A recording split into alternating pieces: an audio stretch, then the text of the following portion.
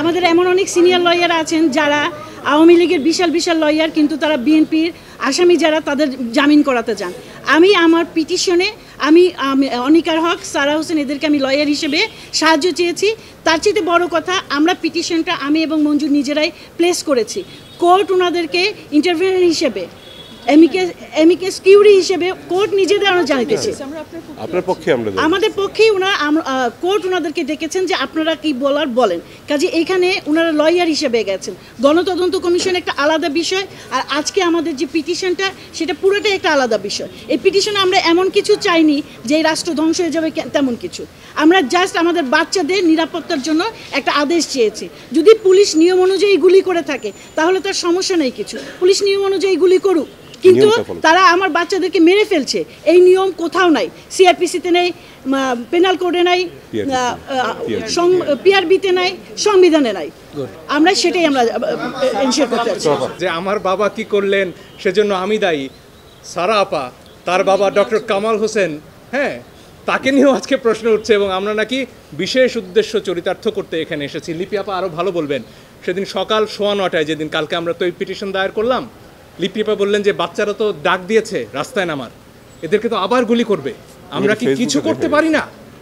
এই একটা প্রশ্ন থেকে একজন আইনজীবী হিসেবে দায়বদ্ধতা থেকে আমরা এসেছি।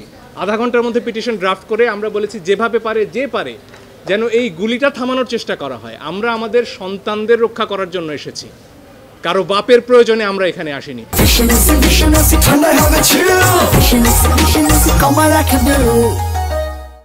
যেটা হয়েছে যে আমরা এখানে এসেছিলাম সম্পূর্ণ একটা অরাজনৈতিক, আমাদের শিশু যারা আছেন আন্দোলনকারীরা বা বাচ্চারা যারা মাঠে নামছে তাদের জীবনটা রক্ষা করার জন্য, এবং যারা মারা গিয়েছেন তাদের কি বলবো যে তাদের মৃত্যুটা যে স্বাভাবিক মৃত্যু ছিল না সেগুলোর জন্য।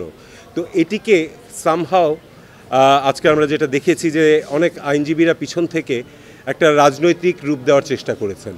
একদম পরিষ্কারভাবে বলি, এখানে আমরা কেউই কোনো রাজনীতি করার জন্য আসিনি।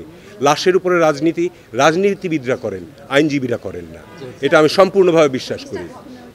একটা জিনিস যেটা হচ্ছে গণতন্ত্র কমিশনের যে ইটা রয়েছে সেটি হচ্ছে যে আপনারা সবাই দেখেছেন যে আবু সাইদ কিভাবে মারা গিয়েছিল। আবু সাইদ যখন মারা গিয়েছিল তারপরে যে এফআইআরটা হলো সেটাতে বলা হলো যে জনগণের ছোড়া ইটে উনি মারা গেছেন। এর ফলে আমাদের নাগরিক সমাজের মধ্যে একটি অনাস্থা তৈরি হয়েছে যে এই তদন্তটা ঠিক হবে কিনা, এবং এই ঘটনার সাথে ওগুলোকে মিলানোর কোনো স্কোপ নেই। এবং আমাদের যে জুডিশিয়াল কমিটি হয়েছে 1 সদস্য বিশিষ্ট, সেটি হয়েছে প্রথম দিনের 6 জনের জন্য। বাকি সবগুলোকে কিভাবে হলো সে বিষয়ে জনতার কাছে একটা দায়বদ্ধতা নিয়েই এই কমিটি হয়েছে।